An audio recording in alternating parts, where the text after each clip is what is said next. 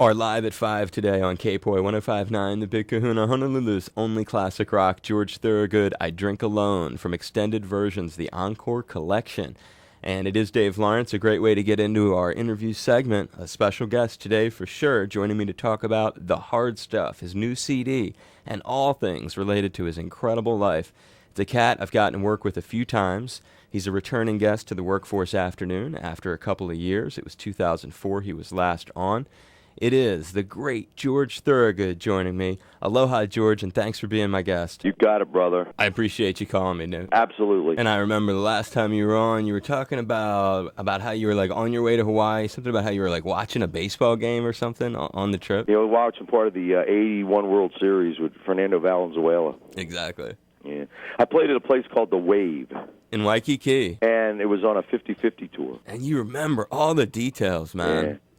Yeah, it was on a 50-50 tour. We played The Wave, man, and we played in Hawaii maybe twice in our life. We get an offer to go there now again. Why, you making an offer? It'd be good to have you here because we're playing the new record, and we'll see what we can do. Remember this: I ain't cheap, but I can be had.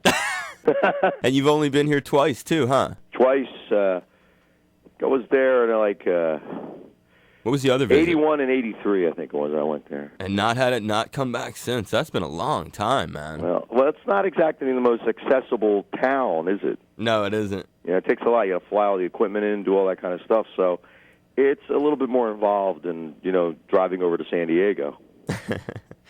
And where do you base yourself out of these days, George? Well, I swore under oath with the government not to give the whereabouts of my location. But in your case, you might say, in a form, you and I are neighbors. Oh yeah? Yeah. Ah, well, that's a nice feeling. Mm. It's great that the record still keeps the heritage, though. I love it when you open up the record. It doesn't say it on the outside, but when you open up the inside of the new record, The Hard Stuff, it says produced by Jim Gaines and the Delaware Destroyers. Well, that's us, baby. You keep the Delaware thing, but you're not there anymore. You said the last time, so you still. No, I was asked politely to leave. But when you do gigs there, do you feel like we don't do gigs there? You don't? Nah. No? We've done a few, but it's not one of our regular stops. We usually play in Philly or Jersey. Yeah, right. Well, the spectrum is. That's basically playing. Yeah, we play in Philadelphia. We play in Jersey. You should try to do now that The Hard Stuff is really, you've got this like swampy sort of sound with this. Like I think you could probably do a tour with maybe some Southern rockers even. Well, Delaware, is a pretty centrally located state on the East Coast. Mm-hmm. We've toured with the Allman Brothers. Yep. They're probably the South's #1 boogie band of all time. Without a doubt. We've also played with the Jay Giles Band, who are the badasses from New England, right? Yep, absolutely. And we'll also tour with the Stones, who are European, England. So we're fortunate to where we live and our sound and style we play. That's a great point about Delaware's location, though, dude. It is really right there in the middle. Exactly. You get a lot of if you go just over the canal, just outside of Newark, Delaware. Mm-hmm. When you go over the canal and you're in what they call slower Delaware, yeah. I'd say that's really the Mason-Dixon line as far as the East Coast goes. Right. So Delaware is not really the North or the South. It's a real melting pot of both. It's when you're in Philly, you're in the North. But when you're when you're in Smyrna, Delaware, it feels like you're in southeastern Mississippi. You summed it up. I mean, Wilmington is like Philly, and yeah, Wilmington's like a little. The people in Wilmington always followed the Philadelphia Phillies, not the Orioles. Exactly right. That's it's more of a northern type city. It's the home of Capriotti's. You ever eat those things? Yeah, man. Those are the legendary sub chain that's from there. They got them all over the country now. Well, Joe Biden might be running for president. I see that. Yeah, that would be really cool. But you are the real dude who put Delaware on the map. And you mentioned New England earlier in the Giles Band. When you check out George Thorogood's new record, and that's who is my guest right now here on 105.9, The Hard Stuff is the album, you have a New England cat on there. I think it was funny taking a look through there and seeing Tom Hambridge from TH and the Wreckage fame. Oh, yeah. How long have you worked with Tom? Oh, I've known Tom since about 5 years. Wow. A little more, maybe. Okay, so it's a new thing. Relatively new, yeah. And yet you've got roots up in that area because it was Rounder, right, up in New England that first right. really broke you. Right. And now you have a New England cat on the record and working with you co-writing some of the stuff. Mm-hmm. The Hard Stuff tune, dude, it has this swampy sort of sound. It sounds like Peter Gunn gone mad. Really does. You know what I mean? That's a good analogy. Let's throw that jam on now, and then we'll talk some more. Is that cool, George? You got it, baby. George Thorogood, my very special guest. I appreciate you being on, George. Thank you. And I'm curious, what's the inspiration for this one, Hard Stuff? The context of the song is really about a cat who has just said, you know, I'm worn out. I've had enough of the hard stuff. It's like, you know, look, give me a cup of tea and a pair of slippers, will you? I'm tired of being. I can't make it being this badass anymore.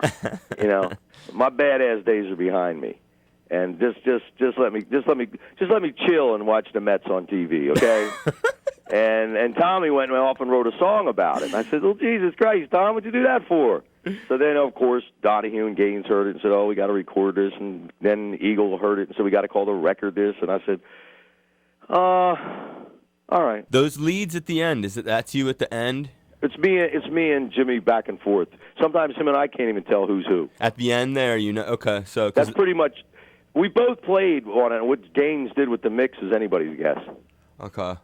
Because those leads at the end, that tone. That's probably Jimmy playing then. It's a different tone, right? Yeah, it has a different, it was very reminiscent of whatever tone. I don't know, something about it. I'm not a guitar player, but it had something Skinner-y in the tone. It was just this, it didn't sound like yours, but it was, what a great tune, man. I mean. Well, thank you. Proud of you with that one, man. That is happening stuff. It has a great instrumental on the record, too, which I like. Cool It. Yeah, I was fortunate not to play on it. You're not even on that. If it was up to me, I wouldn't be on the record at all. I just want to play live and sit by the pool and sign the autographs. Really? That's how I let those guys go in and make the record. You have that much of a hands-off attitude. Are you really not on that track? No, I'm not playing on that one. That's Jim Suller joined by the Destroyers and the famous Buddy Leach on horn. Wow, George, that's cool of you giving up, and you decided to put that on the record for what reason? Something happens in the show. I mean, my pants rip. Maybe I get a migraine headache and I got to go backstage. I'm subject to migraine headaches and I have to take a break. I take medication for it. And if something should happen, we have an instrumental the band can carry it while I'm off stage. And that's what that is. Yeah. And that's the title, Cool It. Right. See? Yeah. I wanted to call the album Cool It. But, you know, I have no say in these things. They just run me in there, and, you know, and kick me in the ass like an old Chevy Nova, you know, and get the machine running, and then, all right, George, we'll take it from here. Go home. Like an old super judge. That's me. And it's really that sort of. I didn't realize that you had that kind of. I just went. And you are a real live sounding cat. How about Drifter's Escape? You have a Dylan cover on there. That had to be something you personally chose. Well, we've been playing that song. Well, it came out in John Wesley Harding in 1968, so it was kind of a sound check song, you know, and a song that Jimmy and I fool around with. So I said, well, let's play it. See, I found out Bob Dylan's got his own radio show now. Yeah. And I figure if we do a Dylan song, maybe he'll play us on his show. See, there's a method to my madness. An ulterior motive. Exactly. You're trying to reach Dylan. Absolutely. Everybody cuts a Bob Dylan song. Even one of the Beatles did. Even George Harrison did. It's a must. Oh, he's the man. Have you spent time with him ever? Yeah. When did you get to meet him and hang out with him? 1992. What was that all about? He said to me, I said, Bad Bob, you don't mind me calling you Bad Bob, do you? Because, Bad Bob, you have many words. I have one word, bad. Right, you get it? He has many words. I have one word. And then he goes, well, you are the baddest. And I screamed and I went, did you hear that, Bad Bob call me the baddest? And then you know what he said to me after that, Dave? What did he say? He said, man, you're the worst. So I've been called the worst by the best. And you can't beat that. And was he sincere, George? He was wonderful. He was a very polite man. Where was it that you met him? New York City, Madison Square Garden. Oh, at the tribute? Yeah. Oh, wow, okay. Yeah, they sent for me. So what I say is this to people. When I'm laying in the gutter, and I'm an old man with a few marbles rolling around in my brain, and I'm laying in the gutter, and somebody comes walk by and says, look at that disgusting guy. I'm going to look up at him, and you know what I'm going to say? What are you going to say? Bob Dylan sent for me. Who sent for you? Dude. You dig it? That's huge. I can take that to my grave. Oh, dude, I love it. And by you signing that says a lot about you. I mean, well, thank you. You're showing that dude huge respect, which is he deserves it. You damn right he does. That's and you've shown a lot of cats. But to hear, and that's something, you know what else, George, is when people think of your music, I don't think that's a cat they would normally think you're going to be throwing down this sort of enormous praise for it, because they always hear you talking about other cats. Well, let me put it to you this way, Dave, and you will be the first to agree because you are in the music business, correct? Yes. I say this, and here's where you got to get the quote correct. The Beatles did what they did. Dylan does what he does. The rest of us play blues. That's huge. You see what I'm saying? That's the quote, okay. That's what Dylan pulled off. No one will ever even be able to come close to it. And what the Beatles did is just forget it. It's mind-boggling. So I say, I'm not even going to go there. I'll just play blues. And maybe they'll invite me to the party. And Dylan did. They didn't only invite me to the party, he invited me into his room to talk to me. At Madison Square Garden. You got it, baby. Sitting in his dressing room talking to him. You got it. That's awesome. You get a picture? In my heart. And that's all, George, half the time, that's the, those magical moments, that's what matters most. You can lose the picture, but you can never lose the memory. Yeah, exactly. A lot of those times, right, you just got to be like, hey, it doesn't matter I didn't have a camera here. Absolutely. I lived it. It was like, I'll cherish it forever. There you have it. Is there anyone that you really want to work with or meet that you never have? Gloria Estefan. You joking? No, man. I think I ought to do a record with her produced by Carlos Santana. You're serious? There you go. So that's and you aspire to work with Carlos? He has a lot of guests. I think I would love to be. I would want to be. I'd like to be the maraca player in a Steve Miller band. That's a gig I'd really like to have. You know what I mean? Keep on rocking me, baby. I could dig that action. You and Steve would be a cool pairing. Hey, we have a good time when we play. I've played a lot of shows with him. Do you? Yeah, he's like an older brother to me. He's great. It would seem that way. Great cat, man. Just great cat. It would seem that way. I call him Stevie Guitar Miller.